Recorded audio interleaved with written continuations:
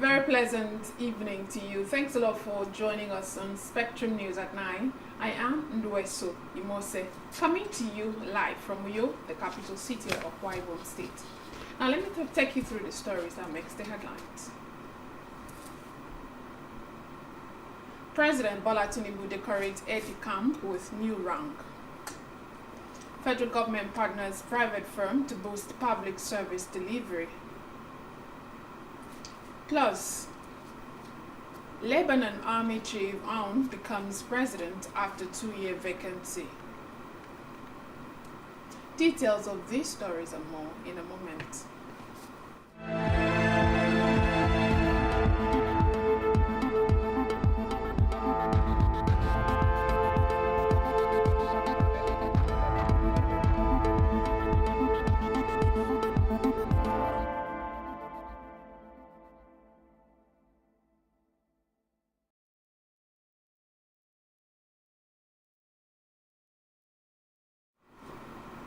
We begin the news tonight with Nigeria's leader, President Bola Tinubu, who has met with the Chinese Minister of Foreign Affairs Wang Yi at the presidential villa Abuja.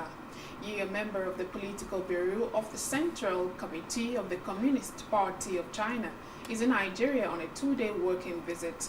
The president is expected to discuss the memorandum of understanding signed during the 2024 summit of the Forum on China-Africa Cooperation in China. The economy, politics, and oil and gas sectors are among the issues to be discussed at the meeting. Meanwhile, Nigeria's Minister of Foreign Affairs, Ambassador Yusuf Tuga, and Yi are also expected to brief the press after the meeting. Also, President Tinubu has decorated his aide-de-camp, Lieutenant Colonel Nuruddin Yusuf, with the rank of Colonel. The decoration took place today at the President's Office Complex at the Presidential Villa, Abuja. Yusuf was appointed as the aide-de-camp in April 2023 before the President's inauguration on May 29, 2023. Yusuf served as an officer in charge technical for 119 Intelligence Group, Lagos. He was also transferred to Headquarters 4, Brigade Bini, where he served as Operations Officer. He also served as an officer commanding State House Military Intelligence Group, and in 2015 he was promoted to officer commanding Presidential Bodyguard, State House, Abuja. According to reports from 2020 to 2022, he served at the Nigerian Defense Section in Paris, France, as a DDA librarian, and until he was appointed Tinubu's ADC. He was a staff officer at the NAIC headquarters, Abuja. In the meantime, President Bola Tinubu has urged the military to proactively take the war against insurgency to the camp of bandits and terrorists. He gave the charge following the recent attacks on the military base in Damboa, Borno State, where some soldiers lost their lives. Tinubu particularly emphasized that the fight should be focused in the northwest, where these criminals continue to threaten the lives and homes of innocent villagers. He expressed his profound sympathy to the military authorities following the loss of 6 brave soldiers during a dawn terrorist attack on January 4, 2025. His condolence message was contained in a statement today by Bayo Onanuga, Tinubu's special advisor on information and strategy, where the president sympathized with the families of the fallen soldiers whose sacrifice in defending the nation will forever be honored and remembered. Away from that, the federal government has officially partnered with a niche customer experience consulting firm to boost Nigeria's public service delivery. The agreement was formalized today. It's the signing of a memorandum of understanding between the Bureau of Public Service Reforms, BPSR, and the consulting firm in Abuja. The partnership is aimed at organizing the inaugural Nigerian National Public Service Experience Conference in 2025. The Director General of the BPSR, Ibrahim Arabi, emphasized the transformative potential of this partnership. The Nigerian National Public Service Experience Conference is set to bring together public service officials from across the nation to challenge outdated practices and learn innovative approaches.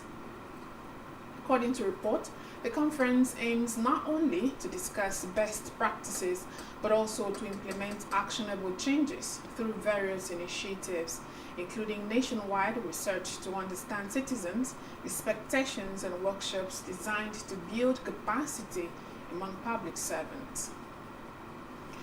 Meanwhile, the federal government has reiterated its commitment to fulfilling its obligations to the payment of full compensation to communities displaced as a result of the construction of the 700 megawatt hydroelectric power project in Zungeru, Niger State. The government, however, emphasized the need for genuine identity of the affected communities, as over 300 communities have come out to lay claims for compensation and resettlement after the initial agreed figure. The Minister of Power, Adebayo Adelabu, made the position of the federal government known yesterday when he met with the Compensation and Resettlement Committee of the Zungeru Power Plant in his office in Abuja. This was made known in a press statement from the ministry. In the meantime, the federal government says it is deepening partnerships with global lessors and financiers to support Nigeria's domestic airline growth and fleet renewal. Festus Keyamo, Minister of Aviation and Aerospace Development, made this known today in a telephone interview with newsmen. According to the minister, the federal government is ready to improve its stakeholders' engagement and prioritize a thriving aviation ecosystem that is globally competitive, inclusive, and resilient. Keyamo said he would soon lead a team from the aviation sector in Nigeria to attend the Boeing Lessor Forum in Dublin, Ireland, from January 12 to January 15 as part of efforts to achieve the feat. And from the legislature, the federal lawmakers have canvassed the release of more funds for capital projects in last year's budget. They described the low level of fund releases for capital projects to ministries, departments, and agencies. According to them, the executive should take advantage of the extension of the 2024 budget till July 30 to make more funds available to execute capital projects. Members of the Joint Senate and House of Representatives Committees of Appropriation made the position known yesterday during an interactive meeting with ministers and top government officials in charge of the economy. Their interaction is a prelude to the Defense of Budget 2025, estimate by MDS due to start next week.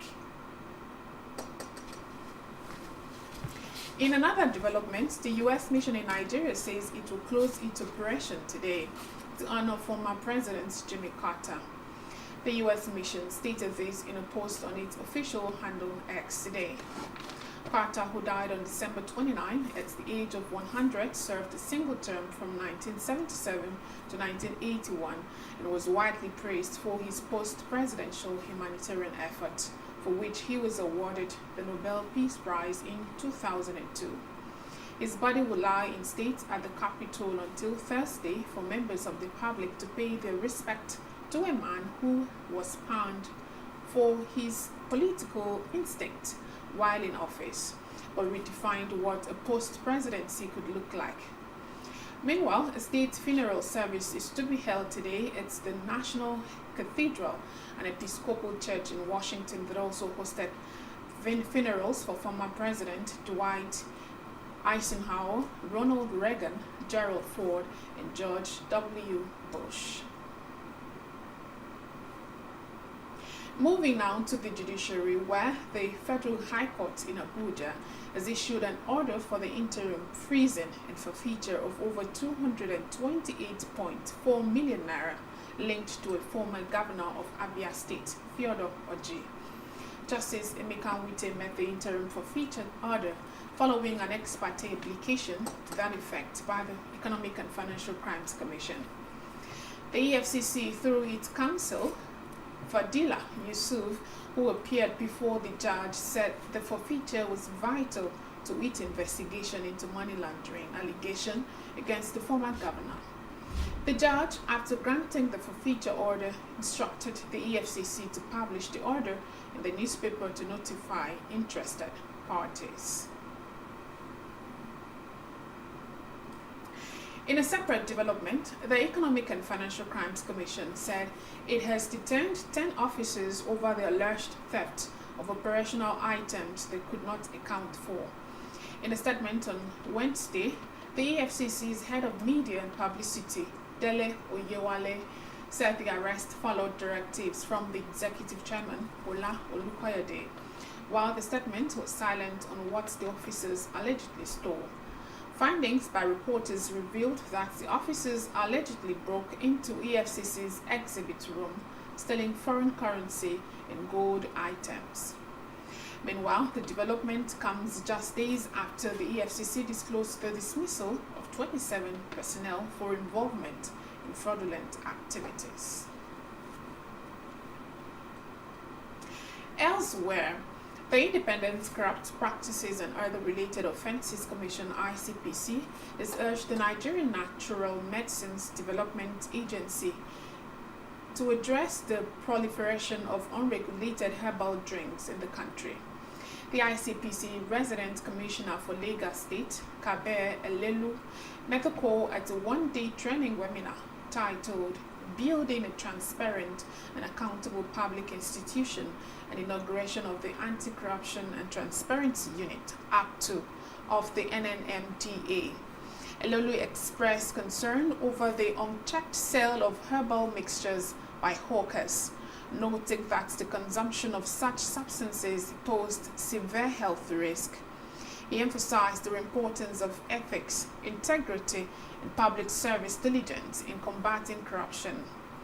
Elelu commended the NNMDA for its credible performance on the ICPC Ethics and Integrity Compliance Scorecard, where it consistently scored above 70%. The Commissioner, however, urged the agency to intensify its effort in promoting transparency. The Director General of the NNMDA, Professor Martins Emije, reiterated the agency's commitment to transparency in research in natural medicines development. And back here, Akwa Ibom State Governor Pastor Moino has decorated newly promoted officers of the Nigeria Police Force, charging them to continue in their diligent services to the country. The governor performed the decoration ceremony at the Government House, Uyo. Speaking shortly after the exercise, the governor congratulated them for the height attained, saying that their elevation was an indication of their commitment and dedication to duty. The governor appreciated the officers for their service to the Akwa Ibom State government and for serving the country with dedication and commitment, urging them to continue in their patriotic service. Earlier in his remark, the State Commissioner of Police CP Baba Mohammed Azare commended the governor for creating time to honor his security aides and decorating them with the new official rounds, and urged them to double their effort in service to their fatherland. Government House correspondent Genoa reports that those decorated were the Superintendent of Police Yesufu Umar Farouk Udeme Udo Ukbong Ufonobong, Deputy Superintendent of Police Katari John, Salas John, Usman Aliyu Turaki, Adeyemi Oluwafemi, Effiong Edem, Christopher Bassi, and the first Public Relations Officer Timfon John.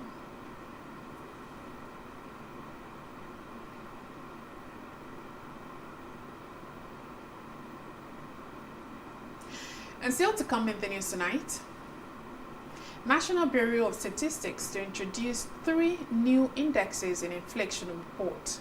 Please stay tuned.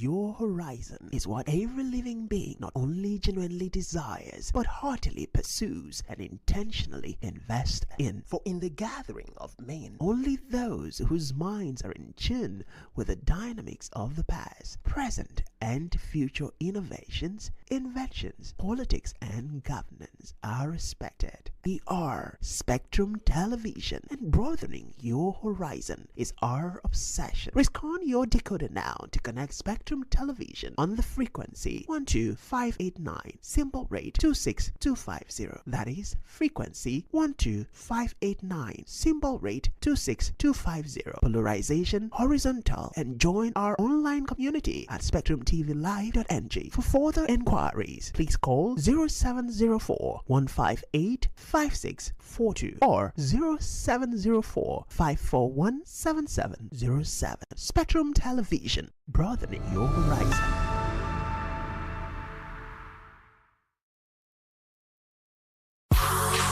Get ready for the exciting showdown, the biggest names, the toughest competition, and the most thrilling moments. From the gridiron to hardwood, and from the pitch to the track. Join us for Sports Central, the most electrifying sports program on television, every weekday from 11 a.m. to 12 noon on Spectrum Television. Sports Central, your home for sports.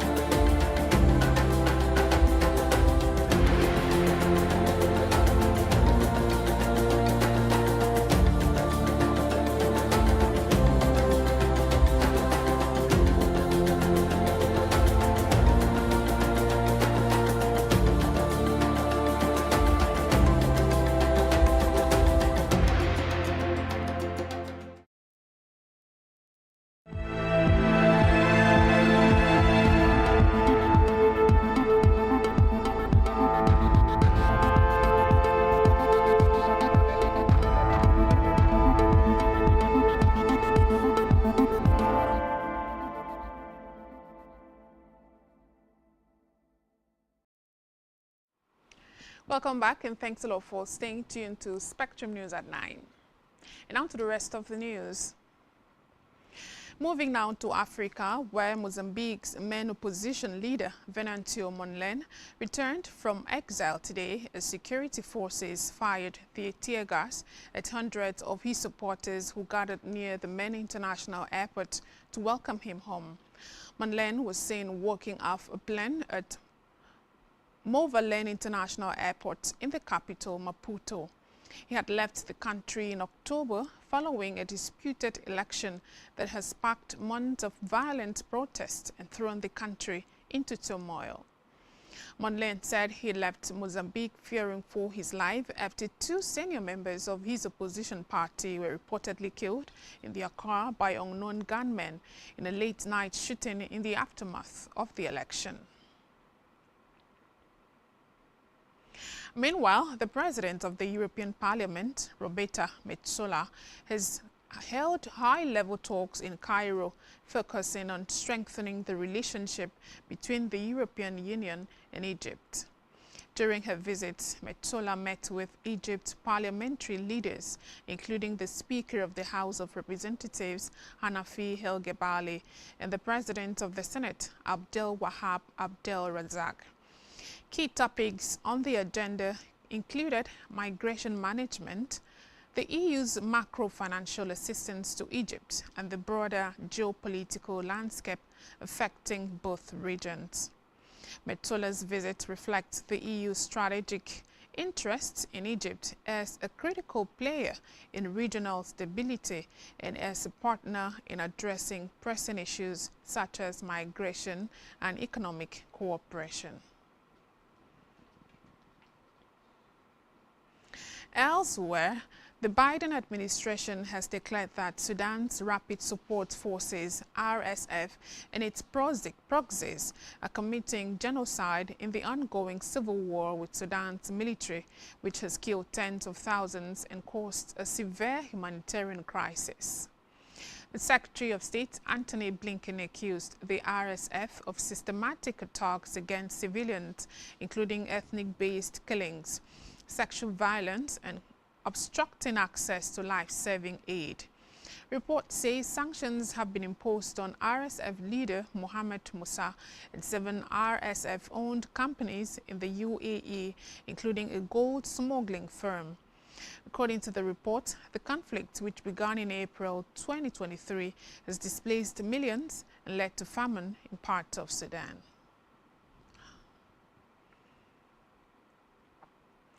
And still in Africa, a violent confrontation in Chad. At least 19 people have died after security forces intervened to stop armed fighters from attacking the presidential complex in N'Djamena. The government reported that 18 of the 24 attackers were killed during the failed raid on the president's office on Wednesday evening, with 1 security officer also losing their life in the battle. The country's foreign minister reassured the public that soldiers were protecting the president and that the situation was under control. Meanwhile, residents in N'Djamena reported hearing multiple gunshots for several minutes near the presidential compound. And now on the foreign scene, Lebanon's lawmakers elected Army Chief Joseph Aoun as president after a 2-year vacancy of the position and a step towards lifting the war-battered country out of financial crisis. Aoun, who turned 61 on Friday, arrived inside Parliament to swear his oath to general applause, wearing a dark suit and bright blue tie instead of his usual military uniform. Supporters erupted in celebration in his home village of Aishia in South Lebanon, where residents had gathered from the morning in front of the church, which was adorned with Lebanese flags and his portraits. Aoun is Lebanon's 5th army commander to become president and the 4th in a row.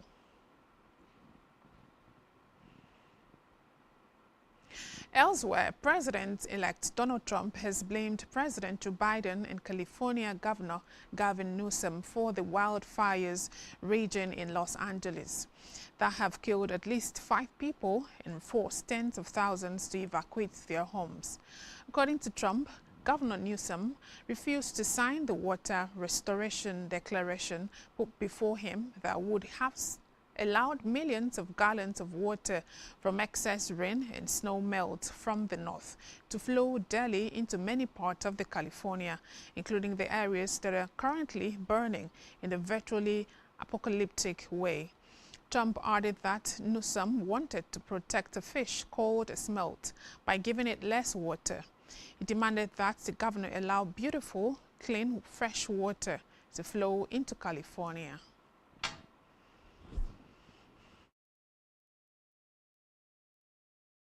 Tragedy, and it's a mistake of the governor, and you could say the administration.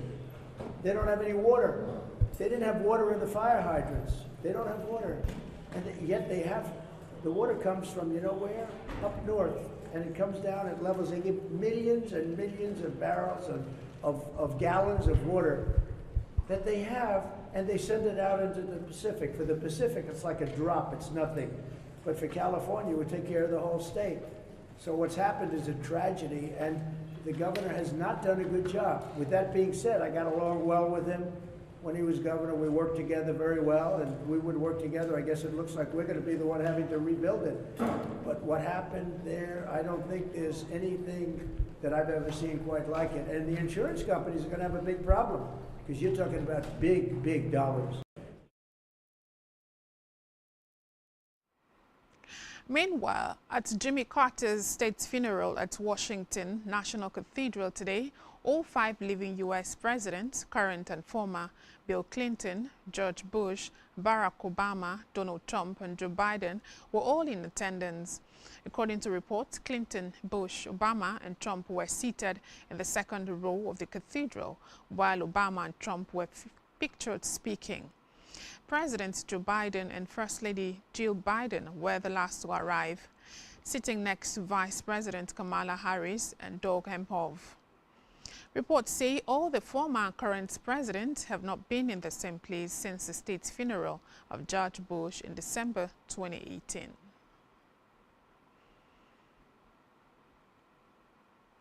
In the meantime, Germany and France have warned Donald Trump against threatening Greenland after the U.S. president-elect refused to rule out using military force to seize Denmark's autonomous territory.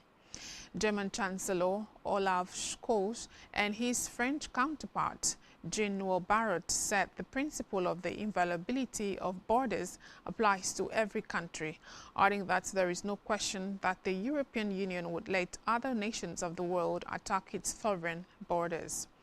Recall that Trump reiterated his desire to acquire Greenland, saying the Arctic island was critical for national and economic security.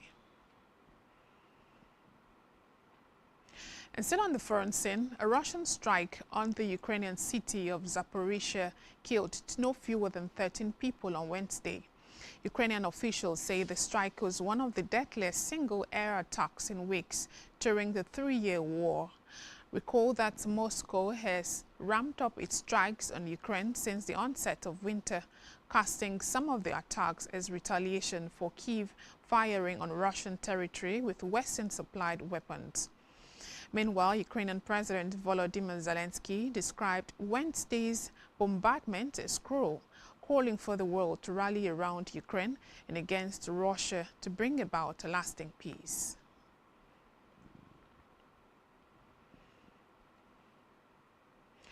On our business news, the China Development Bank CDB has granted a loan of 245 million euros for the construction of the Kano-Kaduna railway project in Nigeria. A statement by the bank said the move was to provide financial support for the smooth progress of the project. According to reports, the Kano-Kaduna Railway, with a total length of 203 kilometers, is a standard gauge railway, and once completed, will provide direct rail connectivity between Kano and Abuja.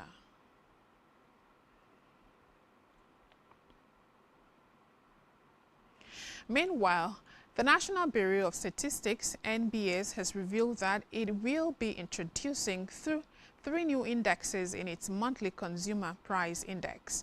This was revealed at the sensitization workshop on GDP and CPI rebasing organized by the Nigerian Economic Summit Group and the NBS in Lagos. Recall that in October, the NBS announced plans to rebase the GDP and CPI to reflect current realities and account for structural changes in the economy. The new additions are expected to be part of the rebased CPI. The head of price statistics at the NBS, Dr. Ayo Andrew, in his presentation said, apart from the normal headline inflation core, inflation food, inflation, they are going to include in the new CPI rebased that will be released another index that has never been released before.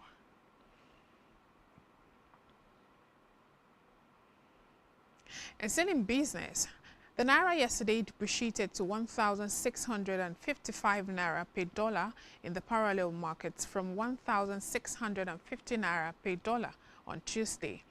Likewise, the Naira depreciated to 1,545 Naira per dollar in the official foreign exchange market. Data published by the Central Bank of Nigeria (CBN) showed that the exchange rate for Nigerian foreign exchange market rose to 1,545 Naira per dollar from 1,538 Naira per dollar on Tuesday, indicating 7 Naira depreciation for the Naira. Consequently, the margin between the parallel market and NFEM rate narrowed to 110 Naira per dollar from 112 Naira per dollar on Tuesday.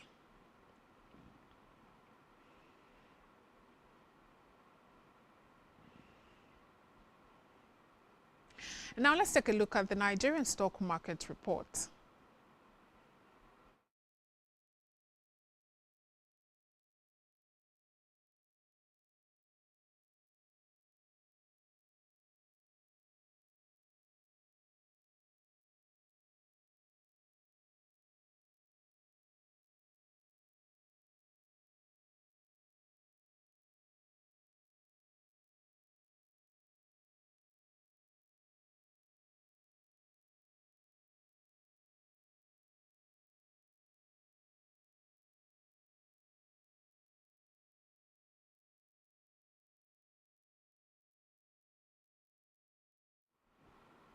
And still to come in the news tonight, Everton sack manager died with club 16th in Premier League. Please stay tuned.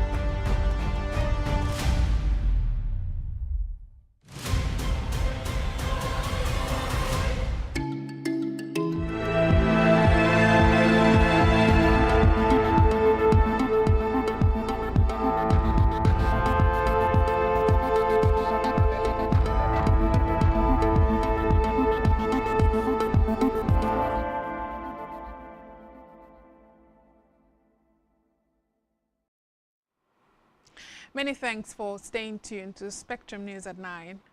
Now to the rest of the news. In health, patients in the United Kingdom have been urged to attend the emergency department alone as National Health Service hospitals grapple with high demand amid rising flu cases.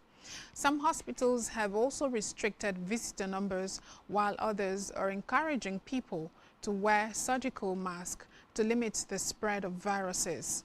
Several NHS trusts declared critical incident due to exceptionally high demand in emergency department, with a patient at one hospital forced to wait 50 hours to be admitted to a ward.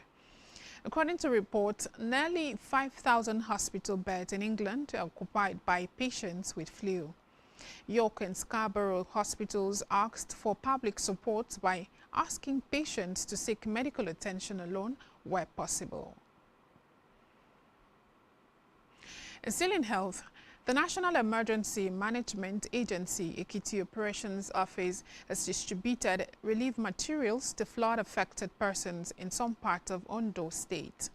NEMA distributed the relief materials under the federal government's special intervention for 2024 to flood victims in Akoko Northeast and Akoko Northwest Federal Constituency of Ondo State. The Director General of NEMA, Zubaida Umar, represented by the head of Relief Unit, Ajina Ayodeji, NEMA Ekiti Operations Office, during the distribution commiserated with the affected communities. Umar reaffirmed the agency's commitment to its mandate of providing timely and effective disaster response.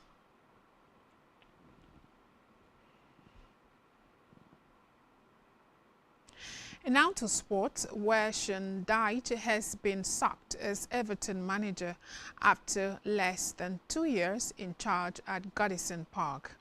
The 53-year-old's departure was announced just hours before Everton were due to host League One side Peterborough in the third round of the FA Cup.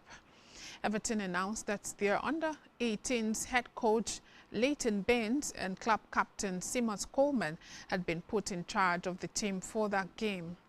Right-back Coleman and former left-back Baines have made more than 800 Everton appearances between them. Reports say 4 members of Dyche's coaching staff, Ian Won, Steve Stone, Mark Howard and Billy Mesa, have also departed.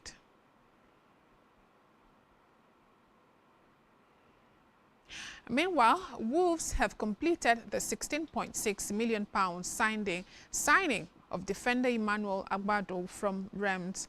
The 27-year-old centre-back has signed a 4.5-year deal at Molineux with the option of an extra 12 months and becomes Vitor Pereira's first signing at the club. It also ends Wolves' interest in Lens defender Kevin Danso as the club moved for Agbado over the Austria international.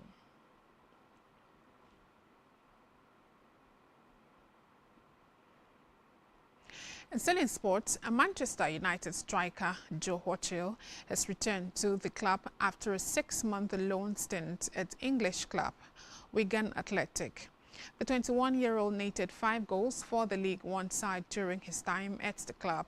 He featured for Man United in their pre-season win over Rangers in Edinburgh, scoring the season's second goal in a 2-1 win. Following the game, Hochil joined the Latics and has handed their number 9 shirt under manager Sean Maloney.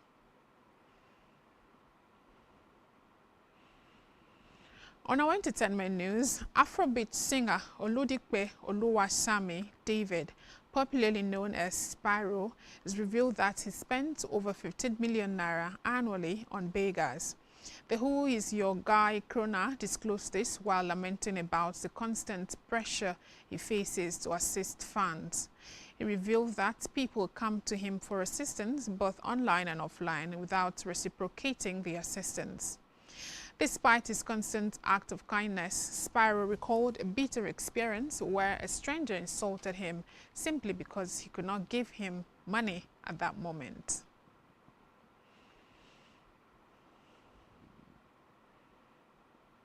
And lastly in the news at this hour, American singer Cleo Bailey has spoken about her recent visit to Nigeria in a public outing with Burna Boy, which sparked relationship speculations.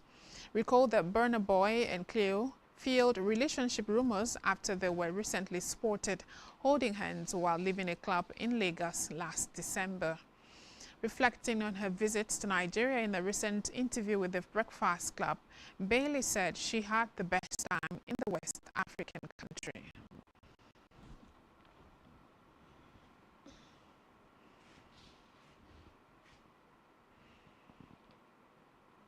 And that's all we have for you at this time. Do well to follow us on social media and subscribe to our YouTube channel, all of which you can find on our website, spectrumtvng. live.ng. You've been watching Spectrum News at 9, and I am Nduweso Imose. Enjoy the rest of your evening.